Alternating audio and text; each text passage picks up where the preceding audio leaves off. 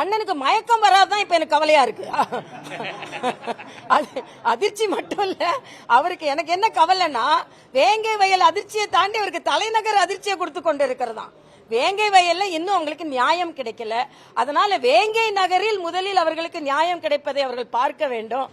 தலைநகரை பார்த்து நாங்கள் பார்த்துக் கொள்வோம். இன்னைக்கு அது மட்டும் அதிர்ச்சி இல்ல, பாஜகவின் வெற்றி அதிர்ச்சி இல்ல, இண்டி கூட்டணியின் பிரிவு அவருக்கு அதிர்ச்சி, ஆம் ஆத்மியின் தோல்வி அவருக்கு அதிர்ச்சி. காங்கிரஸ் இன்று கொண்டாடி கொண்டிருக்கிறார்கள் தமிழகத்தில். ஏற்கனவே இலங்கை தமிழர்களை படுகொலை செய்த காங்கிரஸை இன்னைக்கு அண்ணன் திருமாவளவன் கொண்டாடி கொண்டிருக்கிறார். அவர்களின் படுதோல்வி இன்னொரு அதிர்ச்சி. இன்னும் அண்ணன் திருமாவளவனுக்கு சொல்கிறேன், நீங்கள் இன்னும் கொஞ்சம் உங்களை பலப்படுத்திக் கொள்ளுங்கள். பல அதிர்ச்சிகளை நீங்கள் தாங்க வேண்டிய வரும் தமிழகம் உட்பட என்பதை நான் தெரிவித்துக் கொள்கிறேன்.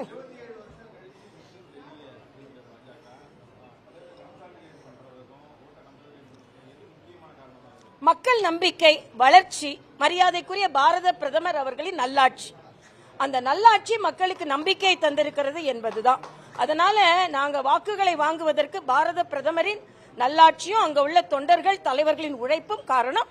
எல்லா மாநிலங்களிலும் தமிழகத்தில் உள்ள எனது நிர்வாகிகளின் தலைவர்களை நான் பாராட்டுகிறேன். அவர்களும் அதிக எண்ணிக்கையில் அங்கே சென்று பிரச்சாரத்தில் ஈடுபட்டார்கள்.